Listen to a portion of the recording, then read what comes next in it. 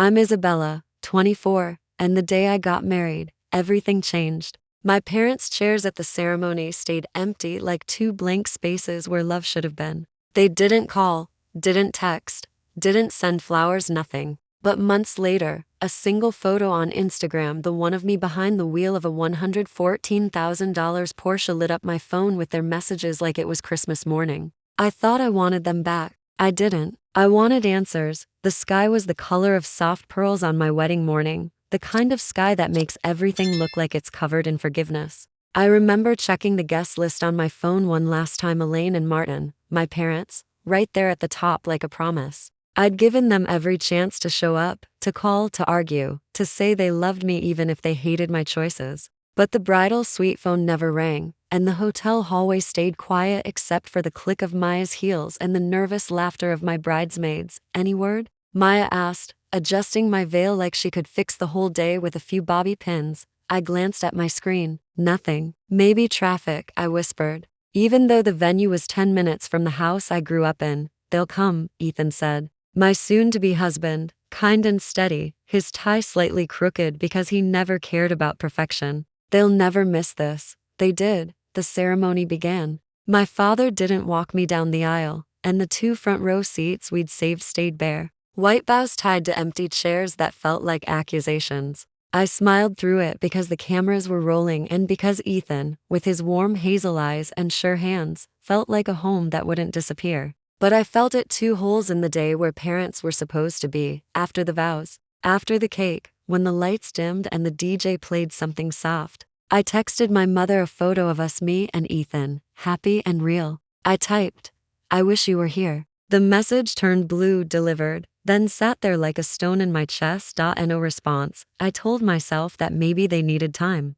I told myself that arguments over Ethan's family or our plan to move to the city or my refusal to go into the family accounting business would wash away after the honeymoon. Surely, time would soften them, but time made them sharper. I didn't hear from them for 2 months. The woman who used to text me photos of grocery store flowers every Friday went silent like I died. People talk about abandonment like it's loud, dramatic, like a door slamming or tires squealing. Mine arrived as quiet as silence, so loud I wanted to scream. It wasn't always that way. The backstory isn't simple. My parents never hit me, never shouted much. They simply steered. My mother, Elaine, managed everything like a ledger, neat columns, clear totals. My father, Martin, taught me to be sensible, which to him meant taking over the small accounting firm he'd built with his bare hands in a town where everyone knew where everyone else went to church. Through high school, I was their project piano lessons, honor roll, the scholarship girl they could brag about.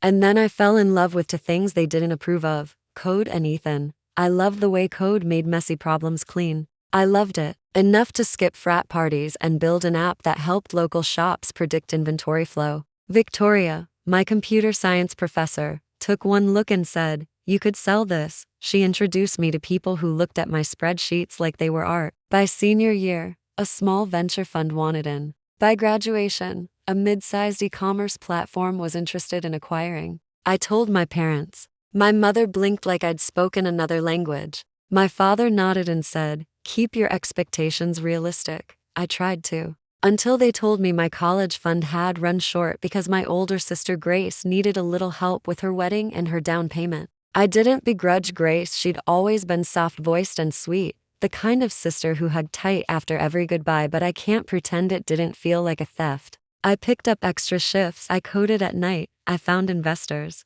I made it work.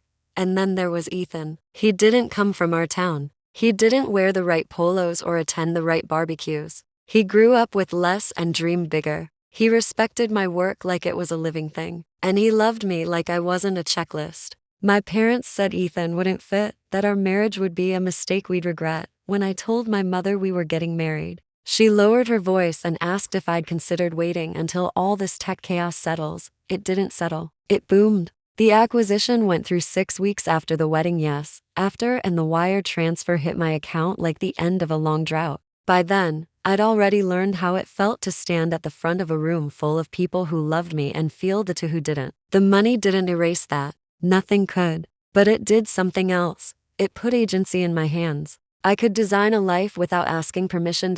So I did something impulsive, something loud in a way I hadn't been allowed to be. I bought a car, not just any car. A Porsche, painted in a quiet storm gray, built like a promise, with an engine that sang joy in a language I understood. My financial advisor, Daniel, did the slow blink of a man trying not to moralize and said, "If this is the splurge you'll remember, I get it. We have more than enough. Just don't post it." I laughed and told him I wasn't planning on broadcasting anything. I lied. Maya took a photo, me leaning against the car in jeans and a simple white tee, hair in a loose ponytail, light catching the curve of the hood. She posted, "From empty front row chairs to filling her own driver's seat. Proud of you at Isabella Codes." I added one photo to my feed, just one, me behind the wheel, smile relaxed, left hand on the steering wheel, the Porsche crest crisp and clean. The caption, "Built this, drove this, choosing my family every day." My phone went off like a fire alarm. Is this real? Girl. Finally claiming the soft life you earned. Thousands of likes. A few snarky comments about money and privilege I accepted as the cost of being visible. And then her name, Mom. A text after months of absence. "We need to talk. No, how are you?" No apology, just urgency. And then my father, Dad, another message, "Call us." A voicemail from my sister Grace, a soft, quivering, "Izzy, please call. It's important." I didn't listen to the rest. I stared at the screen and felt anger crawl up my throat. The car wasn't revenge. It was joy. But somehow, it turned me into a lighthouse that called ships I'd watch sail away. Ethan glanced at me from the kitchen, dish towel in his hand. "You okay?" "My mother wants to talk," I said. "That's good." His voice lifted at the end like a question with a fragile hope attached. "It's convenient," I said, and the word tasted like hurt. I met them at a quiet calf-neutral ground. I arrived early, because old habits die slow. My mother walked in first, cream cardigan, hair smooth like she could press her choices flat. My father followed, jaw clenched. They didn't hug me. We sat. "I saw your post," Mom started, like she was commenting on a weather update. "Congratulations." Dad cleared his throat. "That's a beautiful car, Isabella." "Thanks," I said, calm. "It drives." Silence. Then the reveal. The family accounting firm was in trouble. A big client had left. New regulations made it harder. The bank was leaning in. "A short-term loan," Dad said, hands folded. "We'd pay you back. Just a bridge." I looked at these people, my parents, who skipped my wedding because they didn't approve, who watched my texts sit unread, who returned now that I had money that could plug their holes. I waited for the apology. It didn't come. "Before we talk about money," I said, "why didn't you come to my wedding?" Mom looked wounded. "Don't make this about the past." "It's not the past," I said. "It's my marriage. It's the 2 front row seats that are still empty in every photo." Dad exhaled. "We were worried." Ethan's background. The speed of everything. "We thought you thought I'd fail and come back home to work for you." I finished for him, my voice brittle. "And if I succeeded, you'd come back when it benefited you." Mom flinched. "That's unfair." "What's unfair?" I said softly, "is not even sending a text." My throat burned, but I held my voice level. "You abandoned me at the altar and reappeared when you saw a German sports car." The words landed. My father closed his eyes like I'd finally named the thing he'd tried to keep vague. My mother's fingers worried at the strap of her bag. For a second, I thought she would apologize. She didn't. "What do you need?" I asked instead, because the child inside me still wanted to fix things. Dad gave me the number. It wasn't insignificant, but it wasn't impossible. I could write the check. I could save them. I could be a good daughter in the way they recognized. The kind that sustains the family business and doesn't ask for messy emotions in return. "Give us a few days," I said. "I'll think about it." At home, I paced. The Porsche keys on the counter glinted under the lights like they were judging me. Ethan wrapped his arms around me from behind, cheek against my shoulder. "You don't owe them money," he said gently. "I know." I paused. "But I owe myself a boundary." The plan came slowly, like watching a picture develop in a darkroom. I didn't want to humiliate my parents. Revenge wasn't about spectacle. It was about clarity, about making visible what they'd done and what would be required for any future with me. I drafted an email with 3 conditions if they wanted help. 1. A written apology for missing the wedding, not because I needed it framed on the wall, but because I needed evidence they saw what they did. 2 family counseling sessions. 3 to start because pattern breaking requires tools. 3. The loan would be formal, with fair interest and collateral. Not because I didn't trust them, but because trust needed rebuilding. I sent the email to Maya and Victoria for a gut check. Maya replied in 60 seconds, "Queen behavior. Proud of you." Victoria's response came an hour later, "These are fair. Don't apologize for asking to be treated like an adult with a history. I slept on it." In the morning, I sent it. Mom replied first, "This is a lot." Dad followed, "We can discuss the apology and the loan, but counseling seems unnecessary." I breathed out, typed carefully, "Counseling is non-negotiable," and then I let it sit. Days passed. I built out a small office with Ethan, outfitted a desk near the window where sunlight pooled. I drove my Porsche at dawn when the streets were empty, the engine a gentle growl, my heart settling into a rhythm that felt like a future. Grace called, leaving a voicemail in tears. "They're panicking, Izzy. I'm sorry for what they did. I'm so sorry." I called Grace back. "You didn't do this," I said. "I didn't stop them," she whispered. "You tried," I said, because she had small messages after the wedding I hadn't answered, apologies I chose not to unpack. "Will you come to counseling if they don't?" Grace sniffed. In a heartbeat. The twist came at a Sunday dinner. My parents invited Ethan and me to their house, their first olive branch, if dinner could be an olive branch after months of desert. I wore jeans. No theatrics, just me. Mom had cooked roast chicken, mashed potatoes, green beans like childhood. Halfway through the meal, my father cleared his throat. "We've decided to accept your conditions," he said, voice formal. "We'll write the apology. We'll go to counseling." I held my fork midair, surprised and suspicious. "Okay, but there's something else," my mother said, eyes glassy. "We should have told you this years ago." She explained that the college fund wasn't just short, it had been emptied during my junior year. Not just for Grace's wedding and down payment, but to cover a quiet loan to an uncle with a gambling problem just until his settlement came in, a settlement that never did. They were ashamed. They had hidden it because they didn't want to disappoint me, and they didn't want me to look at them like they were careless. They let me believe there had been money when there wasn't because they thought I'd choose a different major if I felt financial pressure. "We handled it wrong," Dad said, eyes on his plate. "We handled everything wrong.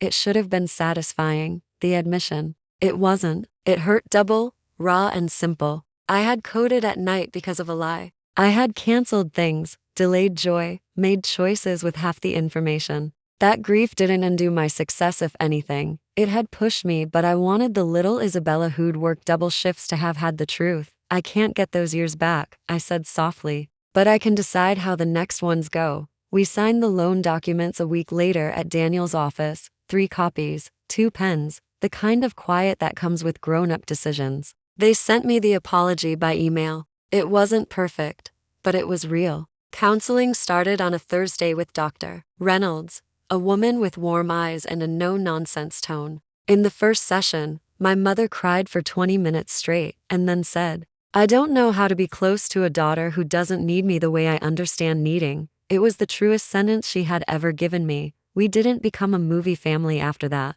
There wasn't a montage where everything healed to a pop song. What there was: space. A held boundary that didn't sag. A language we learned session by session. I feel, I need, I won't. Then came the Instagram moment, the one the internet never sees, the one that actually mattered. I posted a photo of us, me and Ethan, on our tiny balcony with plants we were desperately trying to keep alive. The Porsche sat in the background, a piece of the story, but not the protagonist. The caption: "Choosing my family every day looks like this." I didn't tag my parents. I didn't mention the loan. But people talk, and our town has always been a sieve. 2 days later, I was at a charity event Victoria's Foundation partners with schools to teach girls to code when my mother approached with a small woman I didn't know. "Isabella," Mom said, voice steady, "this is Mrs. Dalton. She runs the community center. I told her about your program. She'd love to talk."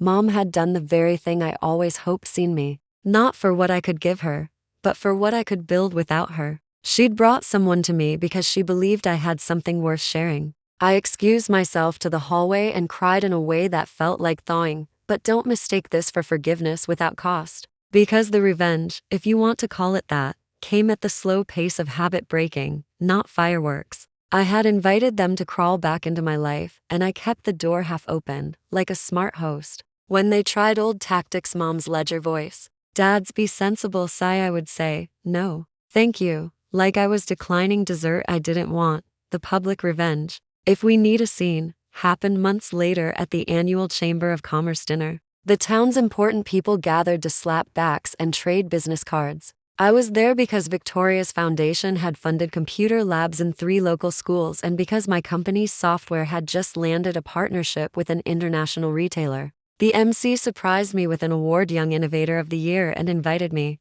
up. I wore a simple black dress, hair down, shoes comfortable enough for standing. The room applauded. I took the mic, calm as my car idling at a light. I used to think success was a number, I began. Then I learned success is a boundary. It's who you let in, how you let them treat you, and the courage to say no until the right people are close. I glanced toward my parents there. Together, hands linked like they were holding a bridge they meant to keep. I built something from code and caffeine, but the most important thing I built was the backbone to insist on respect even from people I love. After, people congratulated me. Some made jokes about the Porsche. I smiled, posed for photos, and left early. In the parking lot, my mother touched my wrist. We deserved that, she said, eyes honest. All of it, maybe, I said. But it wasn't about you. She nodded. I know. That night, I drove home along the river, city lights splintering across the water. The engine hummed beneath my hands, steady, alive. Ethan leaned back, one arm stretched across the seat. You did it, he said. What? You turned the story around without turning cruel. I thought about revenge stories, the ones with shattered windows and burning bridges. Mine didn't look like a headline. It looked like paperwork and therapy, and saying no until no meant yes to a better life. It looked like me, a girl who didn't get walked down an aisle but walked herself to a future anyway. Months later, my parents finally did something that surprised me so completely. It felt like an earthquake of the heart. They organized a small, whispered ceremony in our backyard, just me, Ethan, Grace, Maya, Victoria, and a few friends. There was an arch of eucalyptus and white roses. My father asked if I'd let him walk me from the back door to Ethan, just 30 quiet steps. It won't make up for what we missed, he said, but maybe it can live alongside it. I hesitated. I looked at Ethan. He nodded, because he always did, because he trusted me to know my own edges.